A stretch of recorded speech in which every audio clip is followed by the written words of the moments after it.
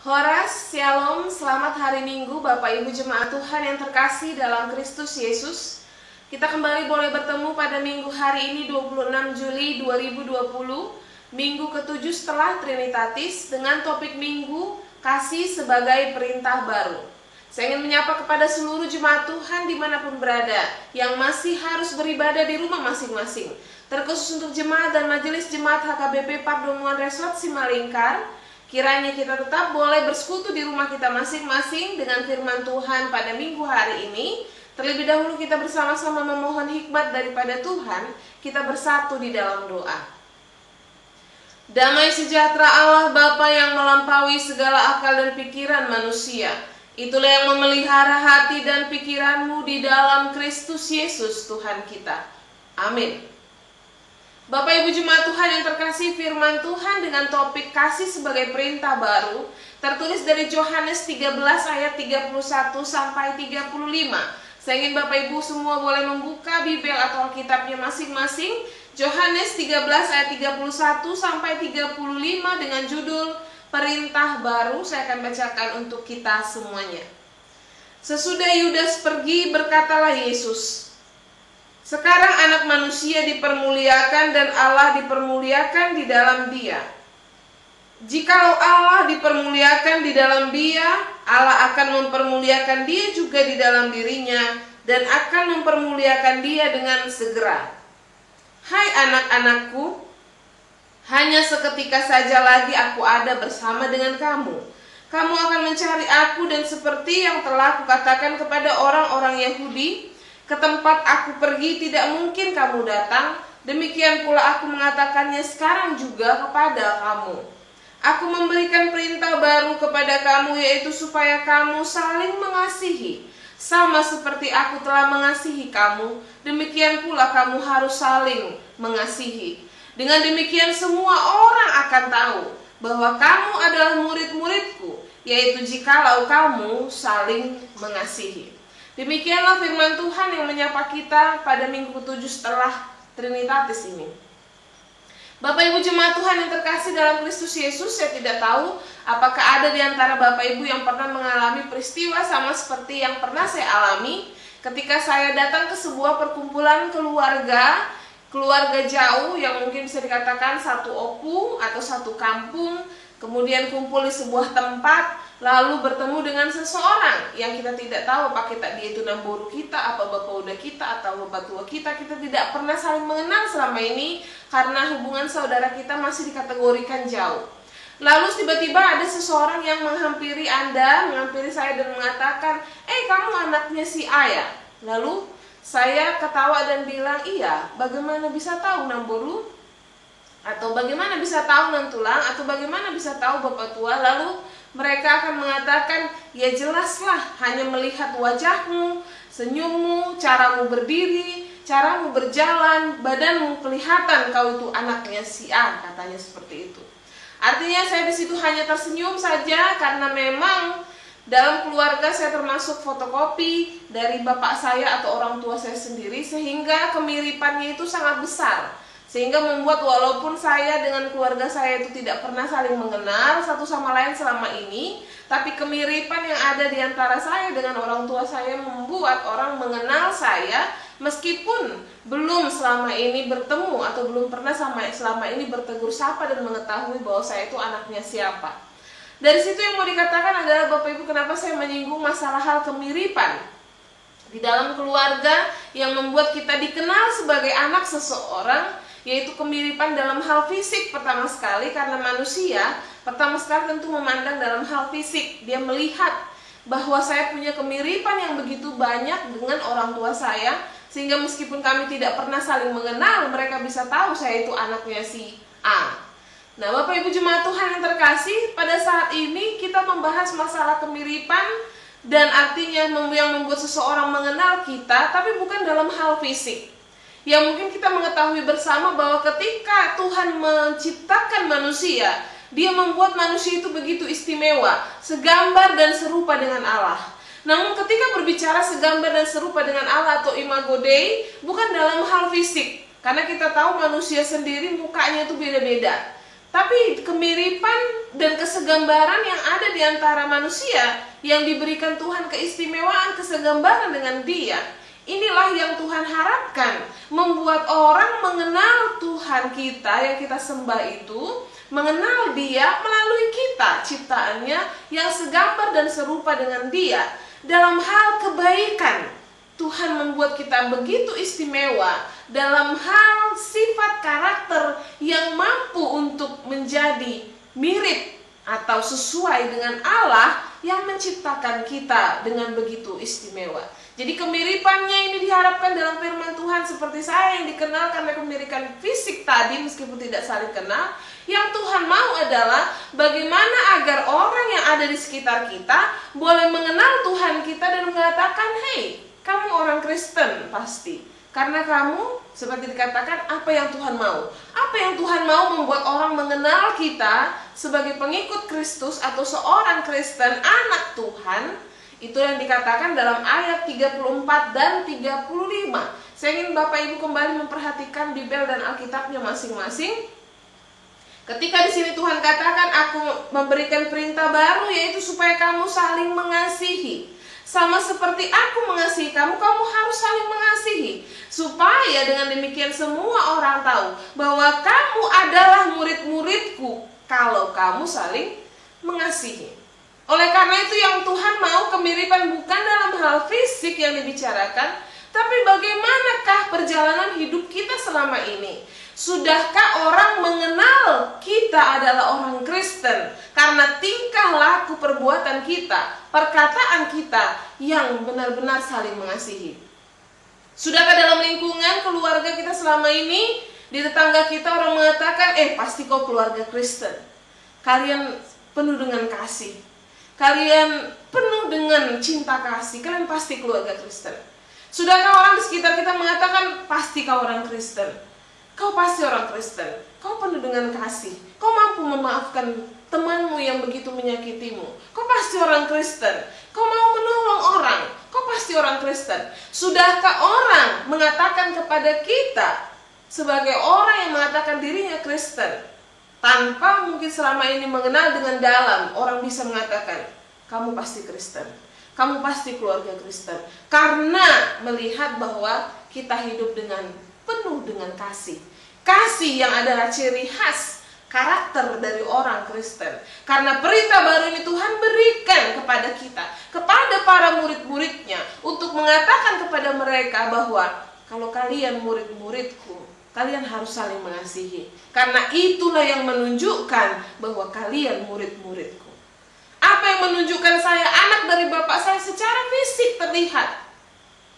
Tapi apa yang menunjukkan saya adalah anak Tuhan, orang Kristen, bahwa sikap saya, perkataan saya, perbuatan saya, pikiran saya harus penuh dengan kasih. Bagaimanakah selama ini perjalanan hidup kita sebagai orang Kristen? Sudahkah apa yang Tuhan mau sebagai sebuah perintah baru ini kita lakukan dalam kehidupan kita? Sudahkah kita dalam perjalanan kehidupan kita, dalam babak kehidupan kita, dimanapun peranan kita jalanin itu dengan penuh kasih? Sudahkah orang mengenal kita karena kasih? Atau jangan-jangan kita dikenal sebagai seorang parbada, tukang berantem, kemana-mana bikin ribut? Sayang sekali Bapak Ibu Jemaat Tuhan yang terkasih, masih begitu banyak orang Kristen yang tidak dikenal karena kasih. Masih banyak perselisihan, konflik, perdebatan yang terjadi di dalam hubungan antar umat Kristen itu sendiri. Baik di dalam rumah tangga atau keluarganya, baik di dalam kehidupannya berabang beradik atau berkeluarga, baik dalam pekerjaannya, dan yang lebih miris baik dalam kehidupan bergereja itu sendiri. Masih banyak orang yang melakukan berbagai peranan dalam aspek kehidupannya, bukan atau belum mencirikan kasih.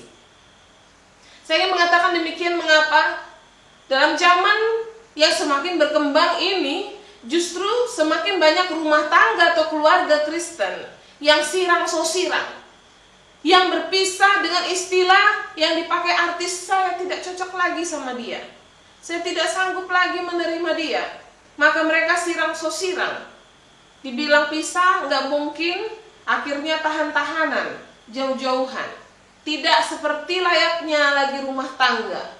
Makin banyak sekali keluarga Kristen yang menjalani kehidupan rumah tangga dengan cara demikian. Tidak lagi menunjukkan kasih yang saling menerima dalam kelemahan dan kelebihan masing-masing. Saat juga disayangkan bahwa banyak dan semakin banyak keluarga Kristen, kehidupan Kristen yang berkeluarga, abang beradik dan segala macamnya, yang justru saling menyerang, yang saling memikirkan diri sendiri, apalagi kalau berkaitan dengan harta warisan. Ketika sudah orang tua pergi, disinilah diuji bagaimana kualitas persaudaraan yang ada di antara yang abang beradik ini. Dan ternyata semakin banyak keluarga Kristen yang tidak lagi memikirkan saudaranya, melainkan hanya memikirkan dirinya sendiri, yang membuat semakin banyak yang berkeluarga itu saling tidak mengenal setelah berkaitan dengan hal warisan atau pembagian apapun itu. Sehingga semakin banyak keluarga Kristen yang tidak mencirikan dia itu Kristen, karena saling egois memikirkan diri sendiri, saling menyerang mereka satu dengan yang lain, padahal mereka bersaudara. Dan masih banyak juga dalam hal pekerjaan di perusahaan atau dimanapun, ketika ada pekerjaan itu sama-sama orang Kristen sebenarnya mereka, tetapi justru mereka saling menjatuhkan, saling menjelekkan agar bisa naik ke dalam posisi yang lebih tinggi. Supaya saya bisa naik, saya jelek-jelekin kawan saya, padahal sama-sama Kristen kami.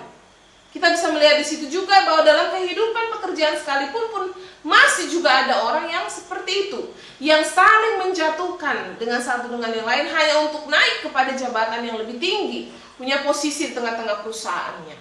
Dan juga yang paling miris adalah dalam kehidupan bergereja itu sendiri, di dalam rumah Tuhan, bahwa ternyata semakin banyak umat Kristen yang tidak lagi malu, tidak lagi segan bertengkar, berkelahi, berkonflik di dalam tubuh gereja itu sendiri. Di dalam rumah Tuhan tidak ada lagi keseganan. Semakin banyak orang yang tidak segan ribut di dalam rumah Tuhan. Bagaimanakah kehidupan yang demikian? Bagaimana orang bisa mengenal orang Kristen itu orang yang penuh dengan kasih kalau kita hidup jauh daripada kasih? Bagaimana orang bisa mengenal keluarga Kristen itu kalau dia tidak ada kasih? Bagaimana orang bisa mengenal Tuhan Allah kita itu kasih kalau kita pengikutnya jauh daripada kasih? Padahal yang Tuhan mau dikatakan dalam firman Tuhan ini, perintah baru kuberikan kepadamu, sama seperti aku mengasihi kamu, saling mengasihilah kamu. Sehingga orang mengenal kamu sebagai muridku apabila kamu saling mengasihi. Bapak Ibu jemaat Tuhan yang terkasih dalam Kristus Yesus, hal kasih ini sederhana dalam kata, tapi dalam perwujudan bagaimana menerapkan ini dalam kehidupan, kalau kita mampu untuk melakukannya, maka inilah kunci kedamaian apapun. Di dalam keluarga, di dalam rumah tangga, di dalam pekerjaan, dan di dalam gereja. Kasih ini adalah kunci dari kedamaian apapun yang kita impikan dalam menjalani kehidupan di dunia. Oleh karena itu Bapak Ibu jemaat Tuhan yang terkasih dalam Kristus Yesus, bagaimana kita mewujudkan apa yang menjadi harapan Tuhan dalam firman Tuhan ini? Tuhan mau buat orang mengenalku sebagai kasih. Dan itu tugas kita. Tugas kita murid-muridnya, tugas kita anak-anaknya. Secara fisik kita tidak mungkin mirip, tapi yang Tuhan mau buat orang mengenal dia dengan kita mirip dengan dia. Dia penuh dengan kasih, maka para murid-muridnya itu harus penuh dengan kasih. Sehingga orang akan bilang, memang kau Kristen. Kau memang Kristen. Kau penuh dengan kasih. Melihatmu datang saja damai hatiku. Ini kan ada orang Kristen di mana dia hadir ada keributan, di mana dia hadir ada yang berantem. Ini bukan Kristen ini. Kristen itu harus menciptakan kedamaian sama seperti Tuhan pencipta damai. Maka para pengikutnya harus menjadi orang yang membawa damai kemanapun dia pergi. Di rumah tangganya, di keluarganya, di pekerjaan, bahkan di dalam gereja. Oleh karena itu Bapak Ibu jemaat Tuhan yang terkasih, melalui firman Tuhan dikatakan sebuah perintah baru. Kasih adalah perintah baru, Tuhan katakan. Pada minggu ke-7 setelah Trinitatis ini, Tuhan ingatkan kita kembali akan apa yang menjadi identitas seorang Kristen, yaitu kasih. Apabila kasih ada di dalam hati kita, Apabila dalam kehidupan berumah tangga kasih itu menjadi hal yang menjadi kekuatan bagi kita untuk menjalani kehidupan berumah tangga, maka kita akan mampu menggenapi apa yang kita janjikan kepada Tuhan, bahwa kita akan menerima Dia dalam kelemahan dan kelebihannya. Bahwa sehingga kekurangan yang ada bukan untuk saling menyakiti satu dengan yang lain, tapi untuk saling melengkapi, saling memperbaiki, saling menyempurnakan di dalam rumah tangga. Apabila dalam kehidupan berkeluarga yang abang beradik dan bersaudara mengenakan kasih dalam kehidupan persaudaraan mereka, mereka tidak akan ada lagi saudara yang saling menyingkirkan dan saling menginjak-injak, tapi yang ada adalah kehidupan bersaudara yang saling menopang, menolong, yang tidak hanya memikirkan dirinya sendiri. Apabila dalam kehidupan pekerjaan ada dilakukan dengan kasih, kalau kau orang Kristen, maka bukanlah menjatuhkan caramu untuk naik kepada jabatan yang lebih tinggi. Apabila kau adalah orang Kristen, dalam pekerjaanmu kau lakukan kasih, maka kau akan saling menopang, saling melengkapi satu dengan yang lain, supaya bisa sama-sama naik kepada sebuah posisi yang lebih baik bersama-sama dalam kehidupan atau pekerjaan yang lebih layak.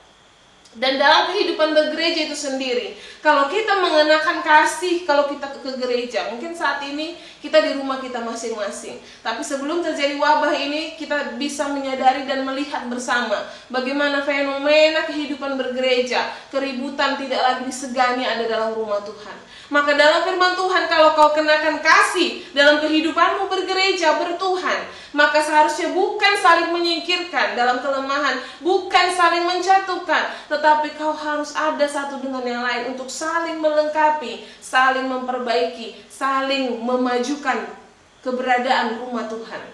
Itu yang menjadi fungsi daripada kasih. Bahwa kasih sifatnya membangun, kasih sifatnya memotivasi, kasih sifatnya membuat kita menjadi orang yang lebih baik, bukan menjatuhkan, bukan menyingkirkan, bukan memusnahkan. Karena kasih sifatnya membangun, memotivasi, memperbaiki, melengkapi, dan menyempurnakan. Dan itu sebabnya Tuhan katakan, buatlah kasih sebagai ciri khas kehidupan Kristen. Karena itulah yang akan membuat orang Kristen jadi orang yang maju, jadi orang yang lebih baik, ketika kita mampu mengenakan kasih dalam segala aspek kehidupan kita. Bapak Ibu Jemaat Tuhan yang terkasih dalam Kristus Yesus, ini adalah sebuah tugas yang berat yang harus kita lakukan. Bahwa melakukan dan menerapkan kasih ini bukan hal yang mudah. Tapi Tuhan mau mengingatkan kita pada minggu ke-7 setelah Trinitatis ini, bahwa kita itu anaknya. Tunjukkan kita anaknya dengan melakukan kasih dimanapun kita pergi. Tunjukkan, buat orang mengenalmu sebagai anak Tuhan dengan tingkahmu yang penuh dengan kasih. Dalam rumah tanggamu, dalam keluargamu, dalam pekerjaanmu, dalam gerejamu, tunjukkan kau itu orang Kristen. Jangan jadi batu sandungan bagi orang lain, tapi jadilah batu lompatan yang membuat orang menjadi lebih baik dengan tingkah kita yang penuh dengan kasih selalu kemanapun kita pergi. Biarlah firman Tuhan yang menegaskan kembali bahwa perintah baru Tuhan berikan kepada kita, buat orang mengenal Tuhan dengan kasih. Allah sama dengan kasih. Orang yang ada di dalam kasih, itulah orang yang ada di dalam Tuhan.